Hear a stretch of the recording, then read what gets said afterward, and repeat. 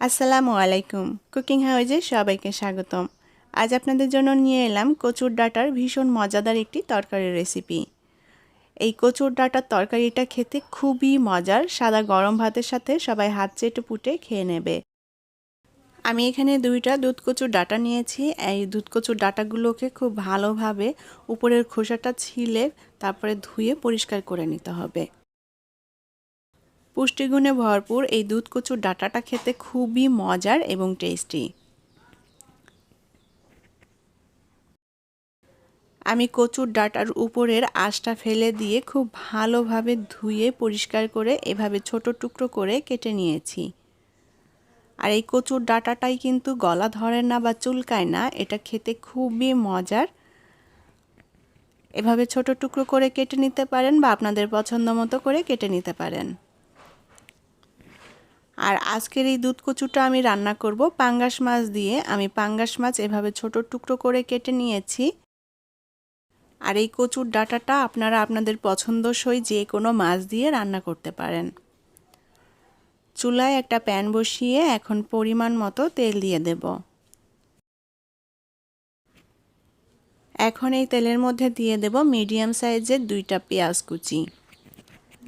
এবার পেঁয়াজটা একটু ভেজে নেব। এখানে চাইলে পেঁয়াজটা বেটেও দিতে পারেন। পেঁয়াজটাকে খুব বেশি কড়া করে ভাজবো না, হালকা লাল করে ভেজে নেব। পেঁয়াজটা ভাজা হয়ে গিয়েছে, এখন একটু পানি দিয়ে দেব যাতে পেঁয়াজটা পুড়ে না যায়। এখন এর মধ্যে বাকি সব মশলাগুলো দিয়ে দেব। প্রথমে দিয়ে দেব পরিমাণ মতো লবণ, আর দিয়ে দেব হাফ চা চামচ পরিমাণ হলুদ গুঁড়া, 1 চা চামচ পরিমাণ ধনিয়া গুঁড়া, মরিচ গুঁড়া দিয়ে দেব হাফ চা চামচ মতো,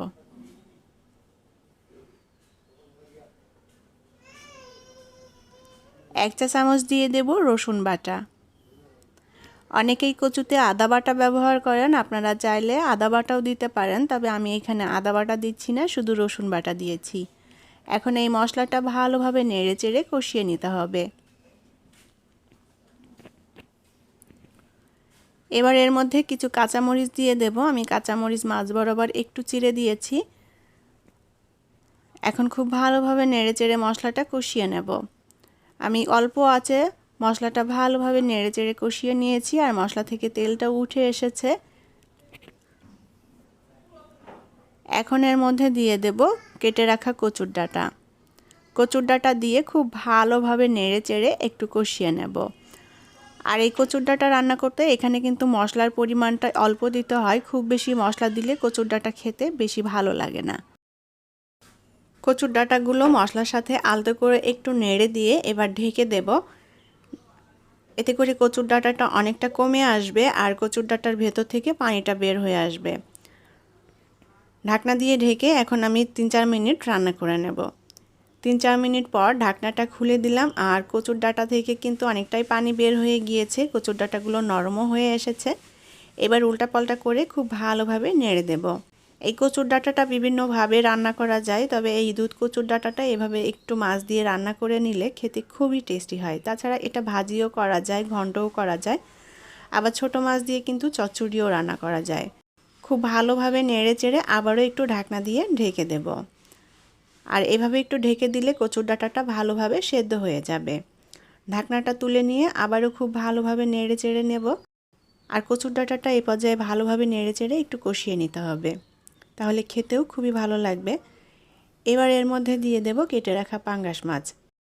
আমি পাঙ্গাস মাছগুলো এভাবে ছোট টুকরো করে নিয়েছি। আপনারা আপনাদের পছন্দ মতো যে কোনো মাছ দিয়ে এই কচুর ডাঁটাটা রান্না করে নিতে পারেন।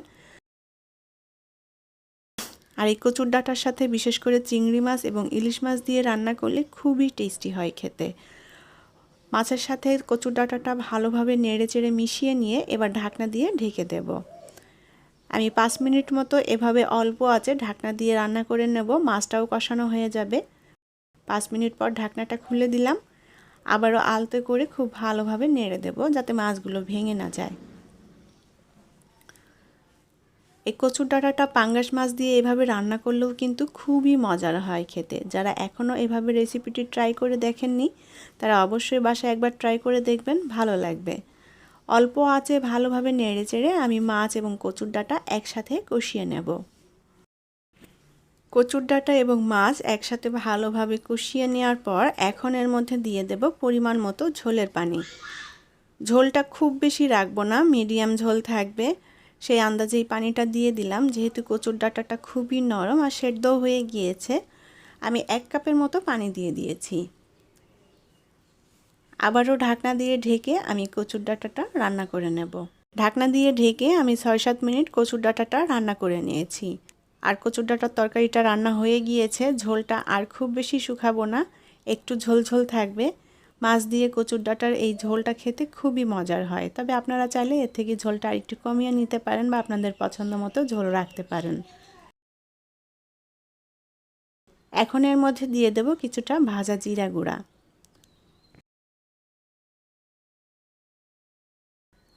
জিরা গুঁড়া দিয়ে খুব ভালোভাবে নেড়ে চেড়ে দেবো যাতে তরকারি ঝোলের সাথে মিশে যায়।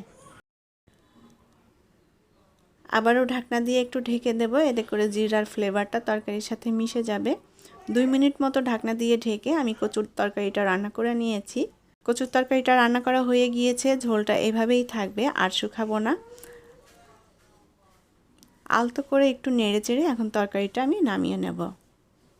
সাদা ভাতের সাথে কচুর ডাঁটার এই তরকারিটা খেতে অসম্ভব রকমের মজার এবং টেস্টি। সবাই হাত চেটে পুটে খেয়ে নেবে।